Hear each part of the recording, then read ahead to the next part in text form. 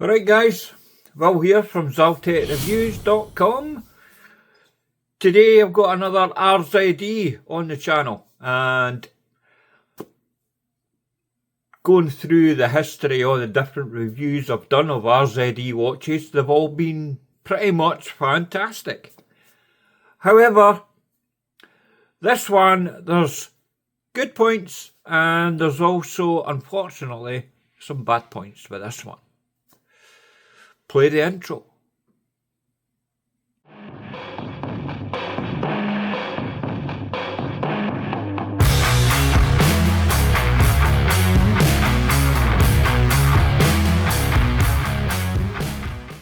Right guys, before we go through the specs and all that, I thought I'd give you a quick look at the packaging and whatnot. Normally I didn't really give a shit about packaging, but there's a couple of interesting bits. Obviously, normal cardboard box. I'm not really into like fancy packaging because it just means they're taking money away from the actual watch itself.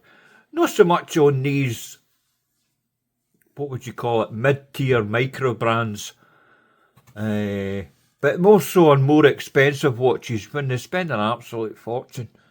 Alright, the actual unboxing part is adds to the experience in that, but as I say, it's just going to lie in a drawer or a cupboard or something like that.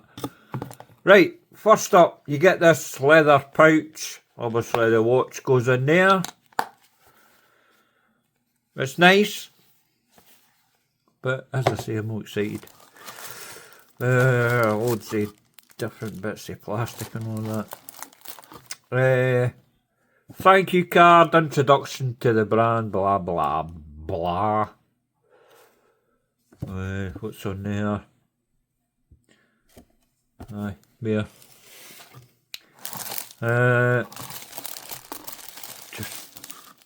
What's that in there? Oh, that's the bracelet. I do have the bracelet here, which is an optional extra. I will show you that during the review. A problem with that, unfortunately. What else did Travis give me? Travis is the owner, by the way. It's like a titanium tag thing, keyring, blah blah, bottle opener, whatever. Great. I don't know what that is. Sticker, maybe. Anyway, I'll sort of that out. I was going to buy this watch, but I spoke to Travis and he asked me my thoughts and I explained everything and I'm not buying it, unfortunately. I'll keep that out for the review. Put that back in. Get this out of the way. Right, the watch. Oh, hang on. I'll sort the zoom out. Oh, that'll do. Right, I'll get this in frame. In fact, I'll put it there so I can put my specs on the left. Right, these watches, it's called the RZE Valour 38 field watch. They call this I know I actually reviewed this watch last year and it was the Valour 38 and I thought it was great.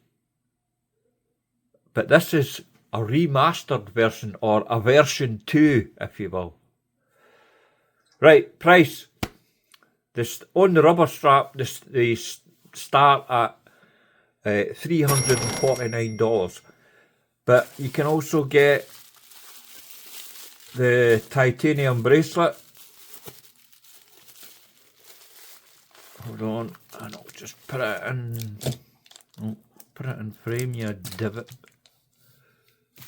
It's still in it. I've not opened it or anything, but there is a problem with it that bothers me. It might not bother you, but I'll get into that once we get to the section on the bracelet. Right, where am I? Right, oh. Aye, they call this the remastered version. Whatever. Right, case diameter 38.4mm. Total thickness of 11.3mm. Lug to lug 45.2mm. Lug width 20mm. The total weight on the supplied rubber strap, i.e. this one, it's got a name actually, hang on. Hexaflex rubber strap. Aye, cool. It's good quality rubber and all that. Anyway, the weight is 61 grams. Did I just say that or no? Oh, can't fucking remember. The movement inside it is the Seiko NH35-A automatic. 21,600 vibrations an hour, hackable, self-winding, 41-hour power reserve, 24 joules. Everybody knows the spec of an NH35. People slate them. I think they're great. The only problem I have with the NH35 is they're 3 Hz instead of 4 Hz. So 6 ticks per second rather than the favourable 8 ticks per second, which I prefer. Gives a more smoother sweep. But I'm nitpicking. This watch isn't expensive. $349. And it is full titanium. Solid titanium with the brilliant RZE Ultra Hex hardness coating. Up to 1200 on the Vickers scale. And I've never had any issues with RZE hardness coating or their Ultra Hex coating. Great bit of kit. It does protect the watch, which is what you want with a field watch. Right, where is I? Where was I? The bezel fixed has the Ultra Hex titanium. The whole watch is titanium, right? Right, so we don't have to keep saying Ultra Hex every 2 seconds. The dial's a full lume dial. The whole dial itself is printed. Syringe tip hands, and the watch is highly legible. Black on, I guess, like it's no white dial, it's a cream dial, as you can see. And date at 6 as well, which is perfect, ideal.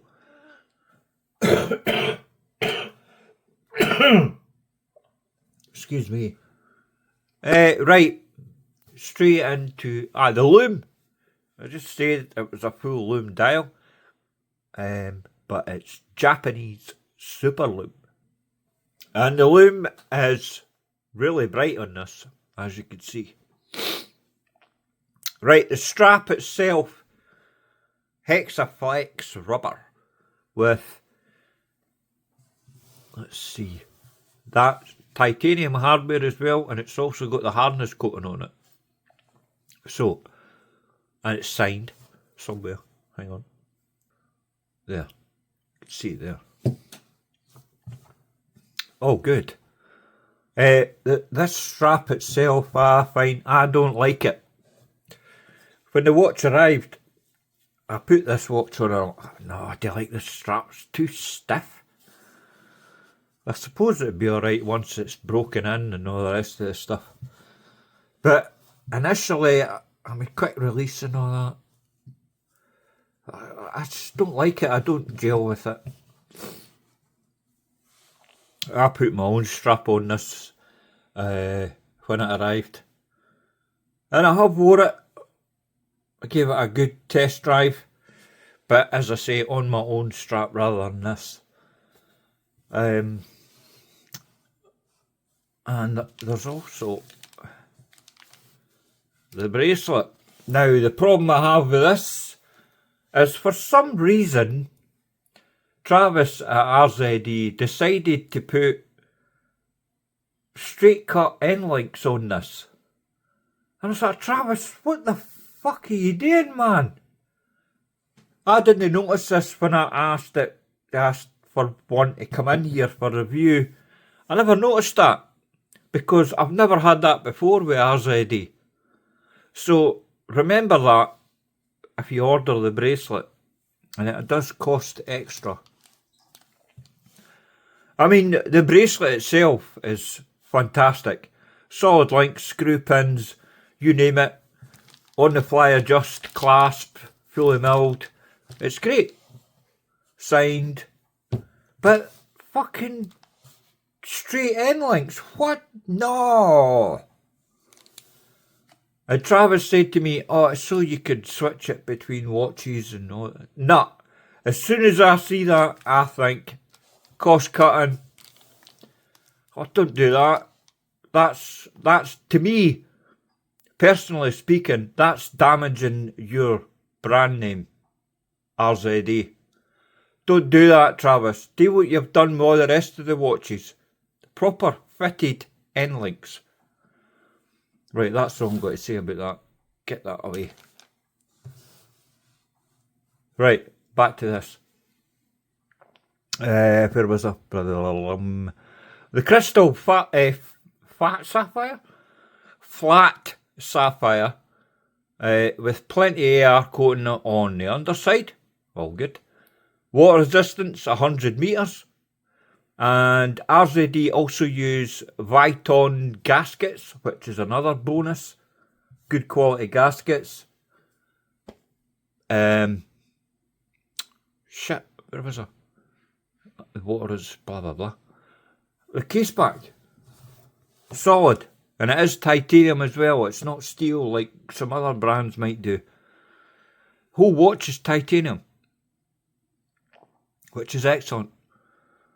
The crown, I'm trying to not move the watch about because people complain. Put the watch down, oh, it's jiggling too much, it's making me dizzy. Oh, fucking boo-hoo, dry your eyes, you bunch of moaning bastards. Right, the crown is 6.5mm. It's also titanium. Screw down as well and signed, as you can see. Perfect, right, I'll put the watch back down. Calm your jets, people. Where to buy? Direct from RZE Watches, link in the description, and the watch has a 2-year warranty. Perfect. All in all, it's a fantastic watch. There's one problem, well, apart from the bracelet, is the competition. And the fuck's sake, put your teeth in. The competition is RZE, because they have quite a range of field watches. It's a field watch you're wanting. But to me personally, I would skip the RZE Valour and I would go straight to the top of the tree and get the Resolute Pro field watch from RZE with the bracelet and everything else. And it's fitted end links. To me, it's got a brilliant movement as well. It's a Miyota 9 series. 9039, I think it is. To me, that's the perfect watch. And that's why the Resolute Pro is on my elite list. It is more expensive than this. But I mean, you could buy this, but I wouldn't buy the bracelet. Just get the at 349 on the rubber strap. Put your own strap on, and this is more suited like in a more rugged scenario. I mean, the Resolute Pro is lovely, but I think it's too nice if you're going, like if you're in the military or something and you want to use this as a normal field watch.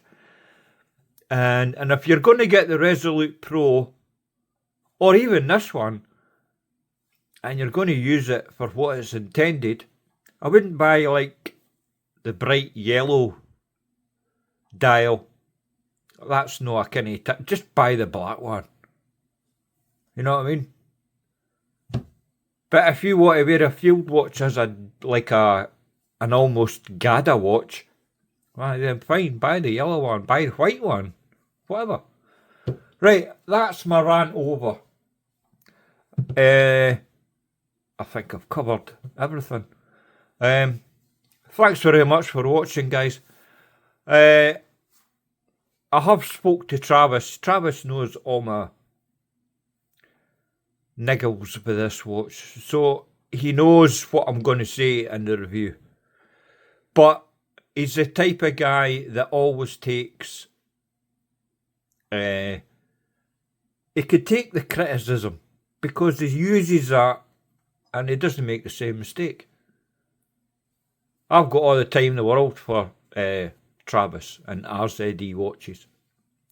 But this one, nah. I will have to get their new GMT in. That blue dial, man. Oh, that's stunning. Right, anyway, I'm just waffling a lot of shite now. Thanks for watching, guys, and I'll see you in the next video. Toodles!